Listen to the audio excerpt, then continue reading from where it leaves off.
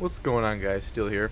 And obviously, as you've probably noticed, I haven't really uploaded videos over the past 4 days or so, with the exception of yesterday's video.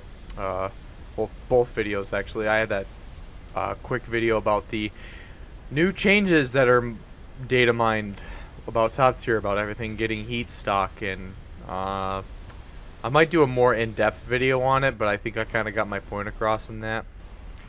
Obviously, I also had the Smooth Brain video as well. That those matches I played in the J32 in that other video were just I've lost some brain cells from the event pretty quickly already, and we're only on like the third star, or actually I think the fourth star now. If I upload right? I think Thursday, which is the day I'll be uploading this, will have the star. So I'm actually recording this the previous day. But anyways, so I have a map to show you. As I was saying, I haven't uploaded in a couple of days, and it's because I've been using the CDK. I've been learning how to use the CDK. If you don't know what the War Thunder CDK is, it's called the Community Development Kit, I believe is what it stands for. And it allows you to make custom missions, both user missions and single player, or custom missions for multiplayer. I've made quite a few missions. I actually uploaded my other mission, which is a Vietnam mission, just for people just to play, see if I get any feedback on it, because I kind of screwed it up.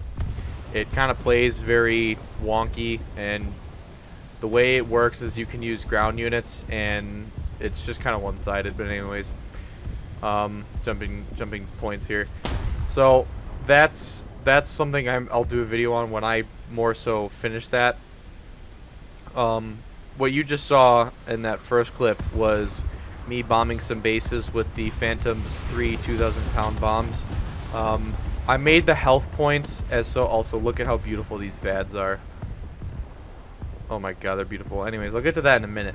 So, I upped the HP to 25,000 hit points, which means even two 2,000-pound bombs cannot destroy those bombing points in a single run. They're little outposts with a shilka or two defending each. So there's a lot of bombing points for the IDF side to destroy, and quite a few for the Egyptians to destroy. Now this is kind of more of an alternate history, kind of my take on a battle for the Suez Canal. Is what I call the mission, the Suez Crisis, or Battle of the Suez Canal, but I like calling it the Suez Crisis. I don't know. And as you can see, there's also a naval port as well. Ship AA, as we all know from playing naval normally, is insane, and I've cranked their accuracy down so much, and they will still blap you out of the sky if you fly straight. And that's for the ship AA. The same thing applies to the ground AA, as you saw with the VAD shooting earlier, and for the Egyptian side, shilkas. It's just what we have in the game. It looks nice. You know, I'm not trying to be too historical here. I have a lot of M60s, Merkavas, and Shokals everywhere, you know, because it's supposed to be in, during the 1973 Yom Kippur War, if I've gotten that right. The Yom Kippur War was the 1973 war. So the AA on the ground, which are M163 Vulcans, or VADs for the IDF and Chokas for the Egyptians, are protecting the bombing points, and they're also protecting the airfields. Now the airfield AA have an accuracy value of 1, which equals 100%. That being said, they can shoot you down if you fly straight enough, but if you do little dodges and you dodge their bursts, you won't really get hit. They don't even have to directly hit you. Their shells will usually fly right behind you and hit you, and it's kind of really dumb.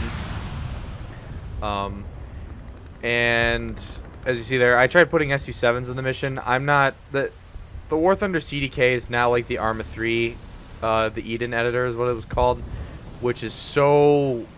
There's so much quality of life in the Arma 3 editor compared to this. The CDK relies completely or entirely on triggers. Everything is bound to a trigger. It's like unit, set, whatever, and you tell it to do this, and you give it certain properties and this, that, and the other thing. Also, the Israelis are on the offense against the Egyptians with their T-72As and their T-62Ms and T-55 and stuff. Yeah. And here you go again, another little point of view from the tank offense. So basically the whole goal is for the Egyptian players, the Air Force, to defend against the Israeli, the massive numbers of the Israelis. It's just for, it's just kind of for a meme.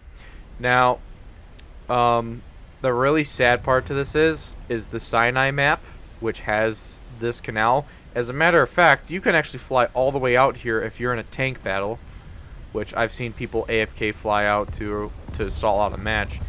You can fly all the way out here and explore the entire Sinai, Egyptian border with the Suez Canal, and you can fly all the way over here in a normal match.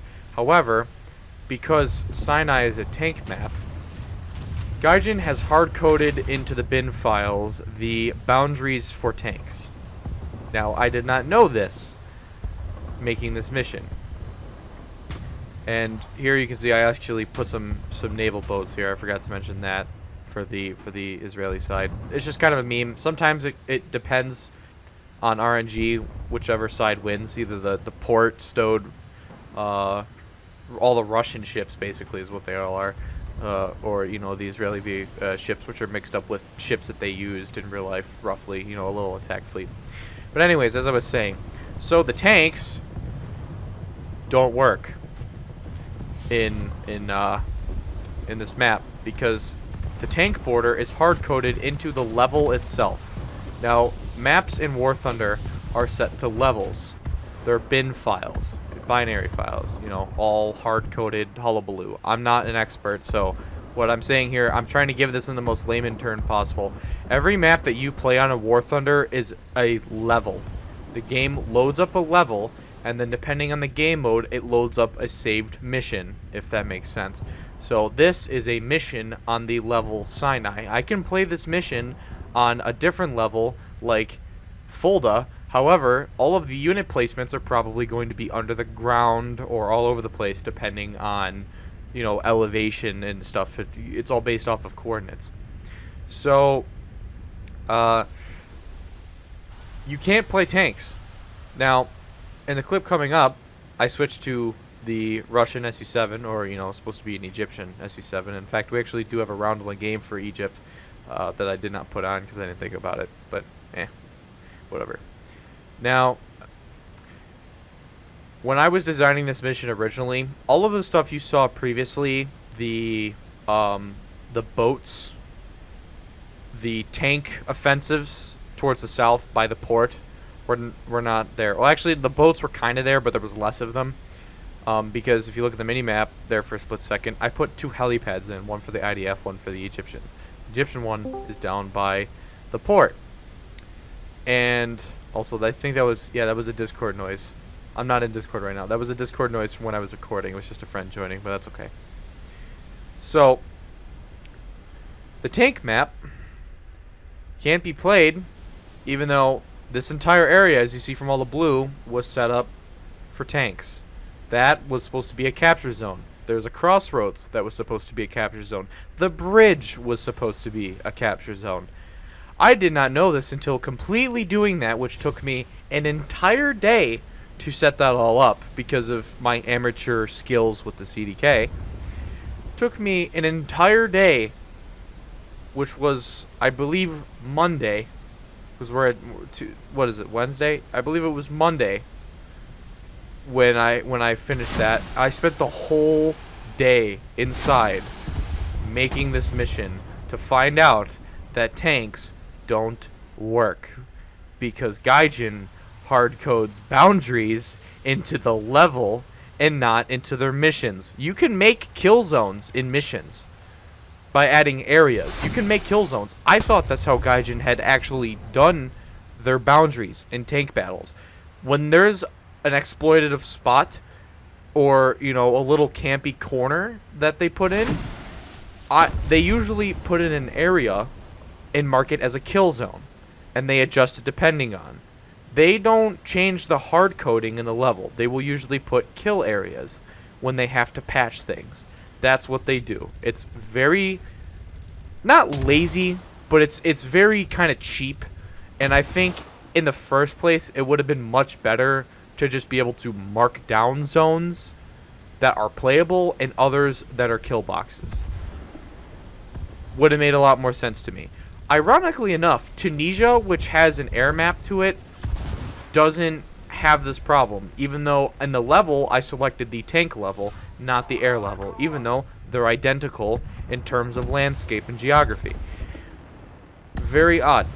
So I basically wasted an entire day making a tank section for the Israelis and the people who would play as the Russians, you know, mimicking the Egyptians, would be playing on, which was really integral to this mission. There's a lot of triggers that you have to put down and a lot of scripting that involve an air mission. Now, I commend Gaijin for using this. I know it's a little bit dumbed down because you can't let people have access to everything, but it's kind of ridiculous that this is what they've been running with for so long. The CDK is like using a 2000s game mission editor. But anyways, I'm going to put it in the description on War Thunder Live. You guys can all go enjoy. That's it from me. I'm Stu Wolf, and I'll see you all next time.